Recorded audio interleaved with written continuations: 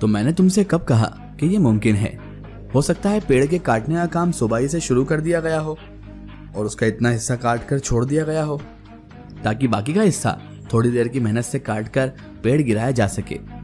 तुमने शायद गौर नहीं किया, उसी लाइन के कई और पेड़ भी काटे गए हैं। शायद ये काम डिस्ट्रिक्ट बोर्ड की तरफ से हो रहा है। हालांकि मुझे इसमें शक है। डिस्ट्रिक्ट बोर्ड के अलावा कोई और इन पेड़ों को कानूनन कटवा भी नहीं सकता और ये भी नहीं हो सकता कि कोई सरकारी दफ्तर अपनी जिम्मेदारी पर इतने बड़े पेड़ को ऐसी खतरनाक हालत में छोड़ जाए जो आधे घंटे की मेहनत से गिराया जा सके, क्योंकि इतना भारी भरकम पेड़ ऐसी हालत में तेज हवा का एक झोंका भी बर्दाश्त नहीं कर सकता। वाकई मानता हूँ, हमीद ने हैरत से फरीदी को देखते हुए कहा। वल्लाह आपको तो स्कॉटलैंड यार्ड में होना चाहिए था सर, यहाँ आपकी कोई कदर नहीं है। अब इसको देख लीजिए कि आप आज तक चीफ इंस्पेक्टर ना हो सके। तो मैं चीफ इंस्पेक्टर होना कब चाहता हूँ? फरीदी ने मुस्कुराकर कहा। चीफ इंस्पेक्टर होने के बाद मेरी हैसियत एक क्लर्क सी हो जाएगी और ये तो तुम जानते ही हो कि मैं इस लाइन में पैसा पैदा करने नहीं आया और ना मुझे ओहदों का लालच है। मेरे पास इतना पैसा मौजूद है कि बेकार बैठकर भी शहजादों की सी जिंदगी गुजार सकता हूँ। अगर हिंदुस्तान में प्राइवेट जासूसों के लिए कानून कोई जगह होती तो मुझे इतना सरदर्द मोल लेने के लिए कोई जरूरत ना थी। आप कहेंगे सर मैं चापलूसी कर रहा हूँ, हमीद ने कहा, लेकिन मैं कहे बगैर नहीं रह सकता कि आप जैसा आदमी आज तक मेरी नजरों से तो नहीं गुजरा। कभी कभी तो मैं सोचने लगता हूँ कि शायद आप लोहे के बने हैं और बहुत से लोग मुझे लोहे का चना भी समझते हैं, फरीदी ने हंसकर कहा। लेकिन ये आज तक मेरी समझ में नहीं आया सर कि आखिर आप औरतों से दूर क्यों भागते हैं, शादी क्यों नहीं करते? ओहो, फिर वही औरत, फरीदी ने हमीद को घूरते हुए कहा। अभी तुम्हारे सिर पर औरत क्यों सवार है? कहीं से बात शुरू हो तुम्हारी तान हमेशा औरत पर ही टूटती है। ये क्या बेवकूफी है? आप इसे बेवकूफी कहते हैं? हमीद ने संजीदगी से कहा। फरीदी बोला, अरे चलो बको मत, अभी बहुत काम करना है, चलो डिस्ट्रिक्ट बोर्ड के दफ्तर चलें। डिस्ट्रिक्ट कोर्ट के दफ्तर में इन दोनों की आमद से भूचाल सा आ गया। मामूली से चपरासी से लेकर चेयरमैन तक खुद को चोर महसूस करने लगे। लोकल सेल्फ गवर्नमेंट के किसी भी डिपार्टमेंट के दफ्तर में किसी जासूस के आ जाना के वहां के पूरे स्टाफ के लिए झटके से कम नहीं होता। उनकी सारी पिछली धांधली बाजियां उनकी आंखों के सामने नाचने लगती और हर शख्स को लगता कि आज वो पकड़ लिया जाएगा। लेकिन यहाँ फरीदी अपने किसी दूसरे काम से आया था। दफ्तर में जब ये मालूम हुआ कि वो उन मजदूरों से मिलना चाहता है जो धर्मपुर के जंगलों में पेड़ काट रहे थे, तो उनकी जान में जान आई।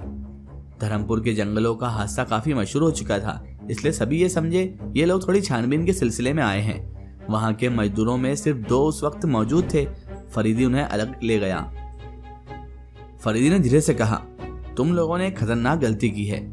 उन दोनों के चेहरे फक पड़ गए थे और वे एक दूसरे की तरफ अजीब तरह से देखने लगे। तुमने वो पेड़ सड़क की तरफ क्यों गिराया था? साहब, सड़क की तरफ तो हम दोनों ने कोई पेड़ नहीं गिराया, उनमें से एक बोला। याद करो वो पीपल का पेड़ जो चौराहे से कुछ दूर हटकर था। नहीं साहब, हम ऐसी गलती नहीं कर सकते। खैर, अगर तुमने गिराया नहीं था तो उसे ऐसी हालत में छोड़ दिया था कि पेड़ तेज हवा चलने पर अपने आप गिर जाए, नहीं तो? मगर साहब, साफ साफ बताओ, फरीदी तेज आवाज में बोला। मुझे सुनिए साहब, दूसरा बोला। अब तो गलती हो ही गई है और सजा भुगतनी होगी। हाँ हाँ, डरो नहीं, हम गरीबों का खास तौर पर ध्यान रखते हैं, मगर सच्चाई शर्त है। फरीदी उसका कंधा थपथपाते हुए बोला। खुदा आपको खुश रखे, हम लोग बिल्कुल बेकसूर हैं, हमारी गलती बस। अभी वो इतना कह पाया था। फरीदी बोला, हाँ हाँ कहो। तो वो बोला, साहब हुआ यूँ था कि हम 4 आदमी उस पेड़ को काट रहे थे।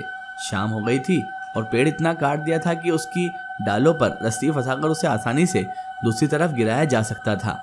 हम लोग सुस्ताने लगे थे और इरादा था कि अब उसे दूसरी तरफ गिरा दें कि अचानक किसी के चीखने की आवाज़ आई। हम लोग चौंक पड़े। एक आदमी हमें अपनी तरफ दौड़ता हुआ दिखाई दिया। वो कहने लगा, हाय मार डाला, हाय लूट लिया। इतना कहता हुआ हमारे करीब गिर पड़ा। हम लोगों के पूछने पर उसने बताया कि वो जिलेदार है, गांव से रुपए वसूल करके ला रहा था कि अचानक 2 आदमियों ने उसे मारपीट करके रुपए छीन लिए। उसके बयान के मुताबिक हादसा करीब ही हुआ था, इसलिए हम चारों शोर मचाते हुए उसके बताए हुए रास्ते पर दौड़ने लगे। वो भी हमारे साथ था। एक जगह पर रुक गया और एक झाड़ी से एक खाली उठाकर हमें दिखाई और कहा कि इस थैली में रुपए हैं। शायद घबराहट में या उन बदमाशों के हाथ से गिर गई। उसने वो थैली जमीन पर उलट दी और बैठकर रुपए गिनने लगा। वाकई उस थैली में हजारों रुपए थे सर। उसने हम लोगों से कहा कि हम उसके साथ शहर चलें क्योंकि वो पुलिस में रिपोर्ट करना चाहता है और उसे ये डर था कि कहीं रात में भी बदमाश फिर से न मिल जाए उसे। हम लोगों ने इनकार किया, लेकिन उसने हमें हजार रुपए देने का वादा करके राजी कर लिया। हम लौट आए, कुल्हाड़ी वगैरह संभाल कर शहर की तरफ चल पड़े। हजारों रुपए के लालच में हमें ये भी ना सोचने दिया कि पेड़ को खतरनाक हालत में छोड़कर हम कहाँ जा रहे हैं। शहर पहुंचकर उसने कहा कि अब पुलिस में रिपोर्ट करना बेकार है क्योंकि रुपए तो मिल गए हैं। फिर वो हमें एक शराब खाने में ले गया। हम लोग कभी भी देसी शराब पी लेते थे, वहाँ अंग्रेजी शराब देखकर हमारे मुंह में पानी भर आया। हमसे एक सा भी ऐसा नहीं था कि जो शराब नहीं पीता था, लेकिन और दूसरे खाने पीने की अच्छी चीजें देखकर वो भी तैयार हो गया। हमें कुछ अच्छी तरह याद नहीं कि हमने कितनी पी। बहरहाल जब हमें होश आया तो हमने खुद को एक वीरान कब्रिस्तान में पाया। शायद उस वक्त रात के तकरीबन 3 बज रहे होंगे। यह सरकार हमारी राम कहानी। अब आप जो सजा देंगे हमें मंजूर है।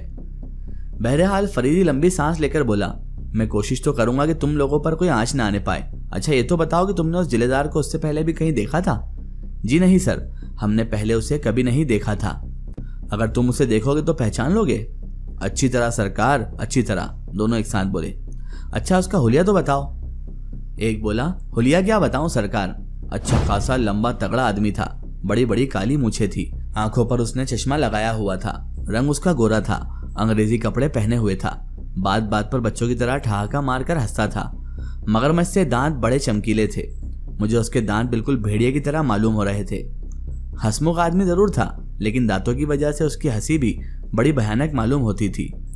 फरीदी ने दोबारा पूछा, तुम उसे देखकर पहचान लोगे? बराबर सरकार, दोनों एक साथ फिर बोल उठे। अच्छा देखो, अभी तुमने जो कहानी मुझे सुनाई है उसको किसी और को सुनाना, वरना मैं तुम्हें बचा ना सकूंगा।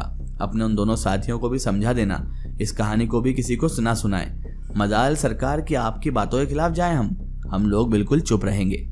कहो भाई, अब क्या ख्याल है? फरीदी ने हमीद से कहा। भला आपसे गलती हो सकती है सर, हमीद बोला, लेकिन अब करना क्या चाहिए सर? बस देखते रहो, अब चुटकी बजाते मुजरिम हमारी गिरफ्त में होंगे। फरीदी ने सिगार केस से सिगार निकालते हुए कहा। मगर सर ये औरत की लाश वाला मामला अभी तक समझ में नहीं आया, हमीद ने सर खुजाते हुए कहा। फरीदी बोला, ये कोई मुश्किल काम नहीं है, एक औरत की लाश बहुत आसानी से तैयार कर सकते हो, वो लाश यकीनन नकली होगी।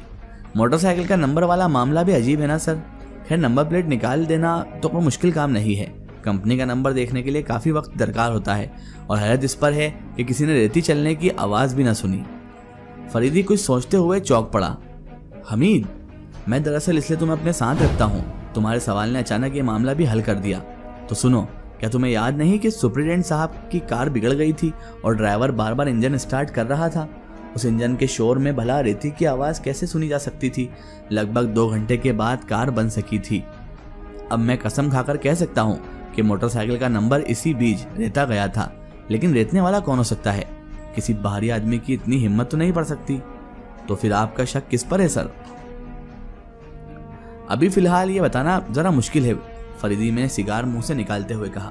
क्यों ना हम लोग धर्मपुर के जंगल का एक चक्कर और लगाएं। मुझे एक जबरदस्त गलती हुई है, मुझे उस गड्ढे का जिससे लाश मिली थी ठीक तरह जायजा लेना चाहिए था, हो सकता है कोई काम की बात मालूम हो जाती। इसका एक ही कहानी हम देखेंगे इस वीडियो के अगले पार्ट में।